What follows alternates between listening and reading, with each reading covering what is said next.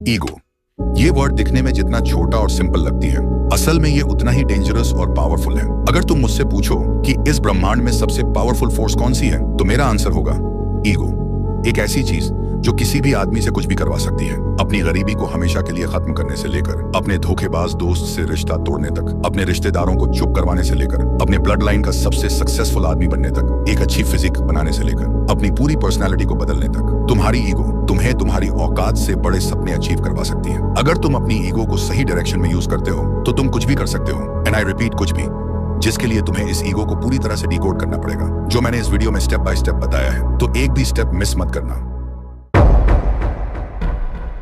Ego को decode करने के लिए सबसे पहले तुम्हें समझना पड़ेगा ये ईगो होता क्या है। ईगो मतलब सेल्फ रिस्पेक्ट। ये हर एक की लाइफ का एक पार्ट होता है। ये ईगो कभी भी किसी भी सिचुएशन में आ सकती है। जब कोई तुम्हारी वैल्यू को इग्नोर करता है, कोई तुम्हारे प्यार का मजाक उड़ाता है, अपने ही घर वालों से अंडर एस्टिमेट होने पर, या कोई क्लोज फ्रेंड तुम्हारा ट्रस्ट तोड़ देता है। और इसीलिए दुनिया ने इसे एक नेगेटिव वर्ड का टैग दे रखा है। लेकिन पॉजिटिव से ज्यादा पावरफुल नेगेटिव होता है। कोई भी आदमी स्ट्रेस में आकर सुसाइड कर सकता है, लेकिन अच्छे वक्त में एक छोटी सी चोट भी बर्दाश्त नहीं होती। ठीक ऐसे ही ईगो भी नेगेटिव एनर्जी है, लेकिन इसमें स्ट्रेंथ है। तो सवाल यह है, जब नेगेटिव एनर्जी में इतनी पावर है, तो क्या हम उसी एनर्जी का इस्तेमाल खुद को बनाने में, सक्सेस पाने के लिए नहीं कर सकते? और आंसर है यस। लेकिन उसके लिए तुम्हें ईगो का पॉजिटिव साइड और नेगेटिव साइड दोनों को अच्छे से समझना पड़ेगा।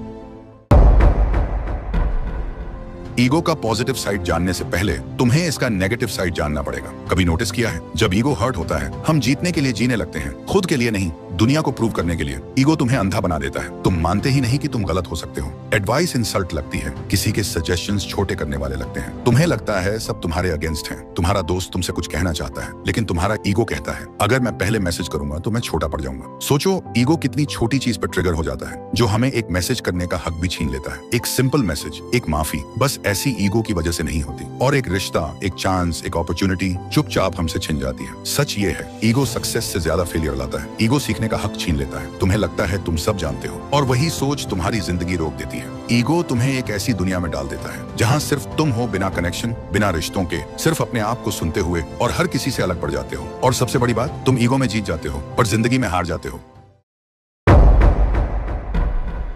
ईगो हमेशा बुरा नहीं होता। अगर ईगो बर्बाद कर सकता है तो ईगो बना भी सकता है। जब दुनिया तुम्हें नीचा दिखाने की कोशिश करती है, तुम्हारा ईगो तुम्हें याद दिलाता है, मैं इतना छोटा नहीं हूं जितना ये लोग सोच रहे हैं। जब सब लोग तुमसे कहते हैं तू नहीं कर सकता, तो वही ईगो तुम्हारे अंदर से आवाज देता है, वॉच मी। ईगो वो फ्यूल बन सकता है जो तुम्हें थकान में भी रुकने नहीं देता, जो तुम्हारे अंदर एक फायर जलाता है जब तुम्हारे पास मोटिवेशन भी नहीं होता। ये वही ईगो होता है जो तुम्हें एक आइडेंटिटी देता है कि मैं किसी काम का हूँ, कि मैं अपने ड्रीम्स के लायक हूँ। जब तुम्हारा सेल्फ रिस्पेक्ट तोड़ने की कोशिश होती है, तब ईगो तुम्हारी शील्ड बन जाता है। वो कहता है मैं अपनी वैल्यू जानता हूँ और मैं किसी के वर्ड से डिफाइन नहीं होता। ईगो तुम्हें चैलेंज करता है बेटर बनने के लिए, क्योंकि तुम नहीं चाहते कोई तुमसे आगे निकले। और वही ईगो तुम्हें हर रोज पुश करता है, सीखने के लिए, ग्रो करने के लिए, फाइट करने के लिए।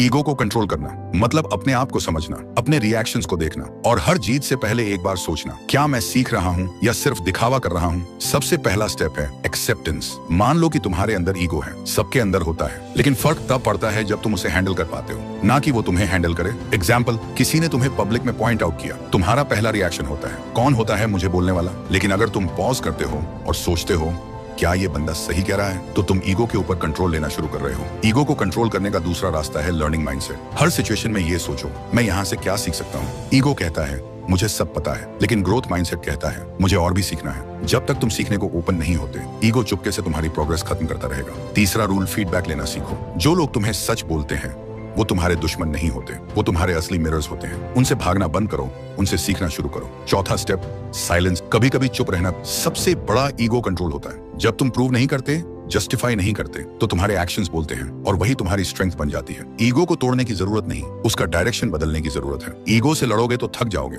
लेकिन अगर उसे गाइड करना सीख गए तो वो तुम्हारी एनर्जी बन जाएगा।